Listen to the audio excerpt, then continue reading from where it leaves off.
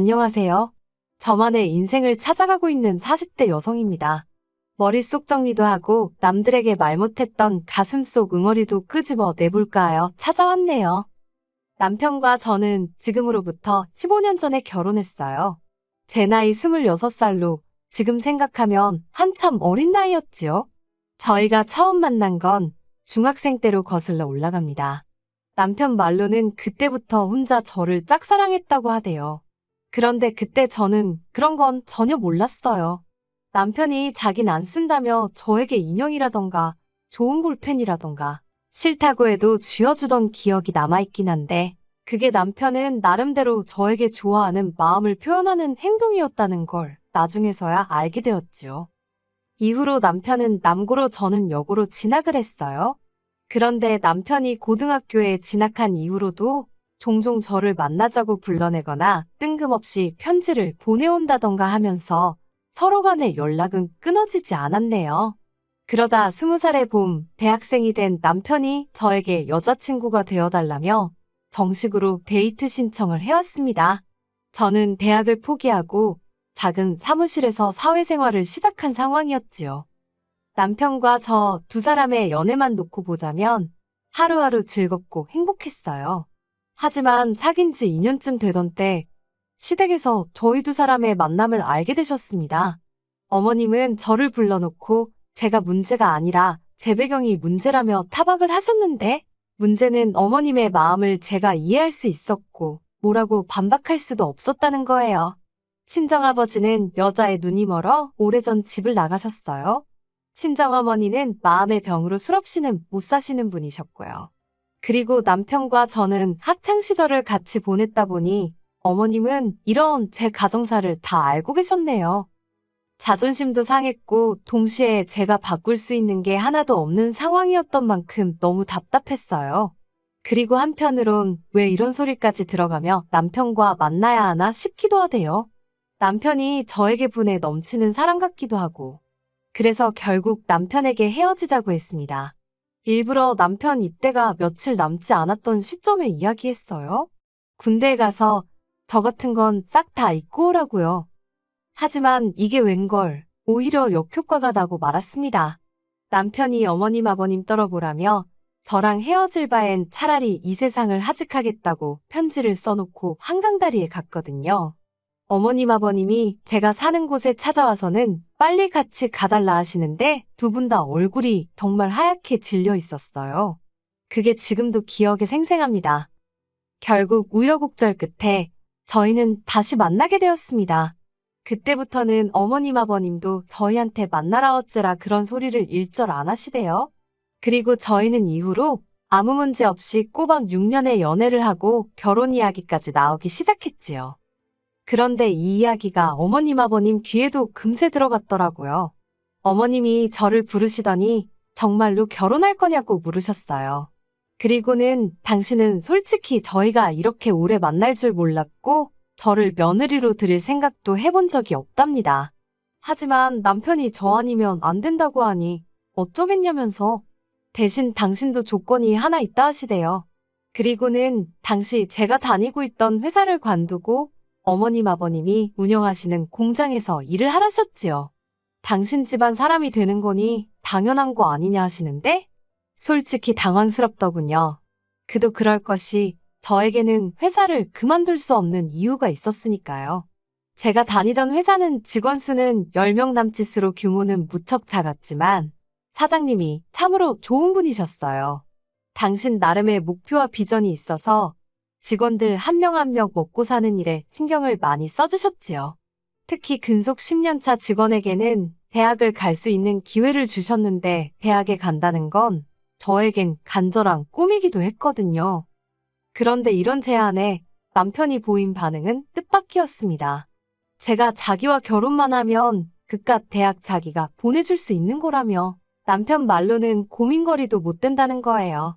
일단 식부터 올리고 같이 살면서 자리만 잡으면 대학이야 언제든지 제가 원할 때 갈 수 있다면서요. 그리고 저는 어리석게도 그 말을 믿었습니다. 오랫동안 저에게 한결같은 사랑을 보여준 남편이 하는 말이었으니 꼭 지켜줄 거라 생각했지요. 그래서 회사에도 사정을 이야기하고 퇴사를 하게 되었습니다. 어머님 아버님이 운영하셨던 공장은 직원 수 5으로 국수와 떡을 만드는 곳이었어요. 규모가 크지도 않았고 체계가 제대로 잡혀있지 않아서 공장 분위기가 무척 어수선했던 게 지금도 기억이 나요. 게다가 저로서는 공장 일이 익숙치가 않아서 하루하루가 고되더군요. 하루 종일 뜨거운 김과 씨름을 하니 집에 가면 얼굴은 벌겋고 온몸은 땀으로 젖어있기가 일쑤였지요. 힘든 나날이었지만 그래도 불평불만 없이 성실하게 일했습니다. 제 부족한 조건들 전부 다 몸으로 때운다는 심정으로 이를 악물고 열심히 했어요. 그렇게 공장 일에 매달리다 보니 언젠가부터 대학 생각은 안 나더라고요. 생각할 틈이 없었다고 해야 할지 대신 공장에 욕심이 나기 시작했어요. 공장 주인이 되고 싶다 그런 것보다 책임의식이랄까요? 규모도 키우고 싶고 더 좋은 물건을 만들어내고 싶고 어떻게 하면 더 사업을 확장할 수 있을까? 저도 모르게 그런 고민을 하고 있더라니까요. 그리고 이런 제 태도가 어머님 아버님 눈에는 꽤나 기특해 보였던 모양이에요. 공장에서 일한 지 8년쯤 되던 해에 아버님이 저와 남편을 불러놓고는 그간 고생이 많았다며 당신들이 은퇴하게 되면 공장은 저에게 물려주실 거랍니다. 그러니 앞으로도 제 거라고 생각하고 열심히 해보라는 거예요. 그리고 그 이야기를 들었을 땐 공장을 갖게 되었다는 기쁨보다는 어머님 아버님께 드디어 인정을 받았다는 사실이 감격스러워서 정말 많이 울었어요. 그리고 그때부터 저는 전보다 더 열심히 일했습니다. 전에는 단순히 재고 관리나 상품 생산에만 집중했다면 어머님의 말씀 이후로는 마케팅이라던가 품질 보완 같은 좀 더 사업적인 측면을 다듬어 나갔지요. 그리고 그런 저희 노력으로 공장은 새로운 설비를 4대나 들여오고 직원 수도 13명으로 늘어났을 만큼 규모가 커졌어요. 거래처가 늘어난 건 뭐 말할 것도 없지요. 직원들 모두 저를 사장으로 알고 따랐습니다. 그런데 굴러온 돌이 박힌 돌을 뺀다더니 아니 처음부터 제가 굴러온 돌이었던 걸까요? 지금으로부터 2년 전 있었던 일입니다. 남편에게는 위로 4살 많은 신우가 있는데 신우가 한국에 돌아왔어요. 신우는 미국인 남편과 미국에서 살던 사람입니다. 2년에 한 번 정도 한국에 와서 며칠 있다 가는 게 전부라 사실 몇 번 대화를 나눠본 적도 없어요. 남편 말로는 신우라는 사람 자체가 원래 자기밖에 몰라서 가족들이 어떻게 하고 살고 그러는지 관심도 없대요. 하지만 남편이 뭐라고 말하건 간에 저랑은 접점 자체가 없었으니까 싫고 좋고도 따로 없었지요. 그런데 그런 신우가 미국인 남편과 헤어지기로 했다면서 짐을 싸들고 한국에 온 겁니다. 그리고는 당연히 다른 곳엔 연고가 없으니 어머님 아버님 댁으로 들어가 살기 시작하더군요. 처음엔 어머님 아버님도 덜 적적하시고 좋으시겠다고만 생각했어요. 그런데 언젠가부터 신우가 걸핏하면 공장에 나타나 이것저것 참견을 하고 다니대요. 하지만 이야기를 나눠보면 알잖아요. 저 사람이 뭘 좀 알고 하는 소린지 그냥 떠들어대는 건지. 신우는 아무것도 모르는 사람이었습니다. 그런데 어이없게도 그런 일이 몇 번 있은 뒤 어머님 아버님은 신우가 며칠 만에 아주 전문가가 다 되었다며 이참에 공장을 신우에게 맡겨야겠다는 거예요. 제 귀를 의심했습니다. 10년 넘게 제가 도맡아 해왔고 저에게 주신다고 하셔놓고는 하루아침에 손바닥 뒤집듯 다른 말을 하시다니 믿을 수가 없었지요. 제가 어머님께 진심이시냐고 물었어요. 그러자 어머님이 제 손을 꼭 잡으시며 하시는 말씀이 신우는 당신에게 하나뿐인 딸이랍니다.